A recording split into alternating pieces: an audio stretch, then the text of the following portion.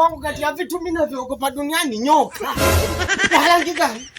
Weusi hapo kama kijani. Mke wangu hapa mimi siwezi kuliua. Sasa sikia. Wewe kaa hapa nikamuite Baba Asumani. Maana yule Baba Asumani anaendaga na mapolini. Kule nakutana na vitu vingi. Mimi naogopa. Tulia sisi tulia nikamuite Baba Asumani. Mume wangu kweli kichwa maji kweli. Yaani mimi nimemvalia kangamoko, yeye anaenda kumuita Baba Asumani aje amuoe nyoka. Ajui kama mimi na upwilu.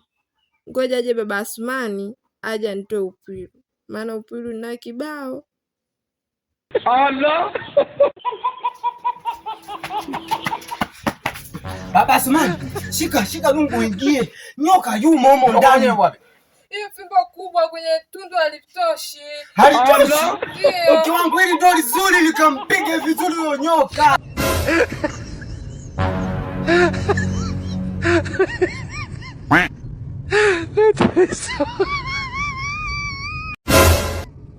Hello.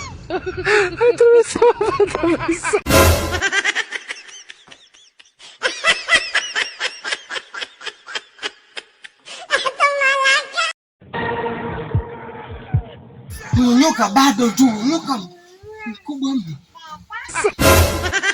Afadhali Baba Asumani, mimi nakushukuru Baba Asumani kwa kumuua huyo nyoka. Yaani mimi nilikuwa nawaza mchongo. Ameshamuua. Yuko wapi sasa?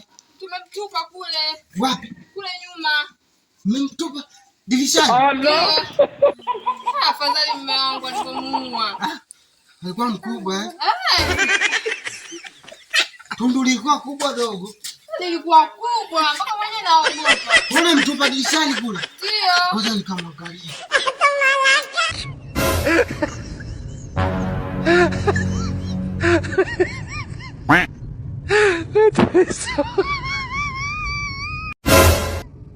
Hello. Mke wangu amesema nyoka alikuwa ndani na amesema amemuua nyoka. Kumbe sio nyoka, wamefanya mapenzi. Baba Asumani ni fundi yangu kabisa. Mimi kunifanyia kabisa. Ngoja nikamwonyesha mke wangu atanitambua leo. Wewe mke wangu umenidanganya. Nyoka ndani, nyoka ndani. Na nyoka amemuua. Nyoka amemuua wapi? Wakati nimekuta manini haya. So mume wangu ulikuwa hujui mimi nataka nini? Nini sasa? Sasa mwanzo kashaichapa. Kaichapa?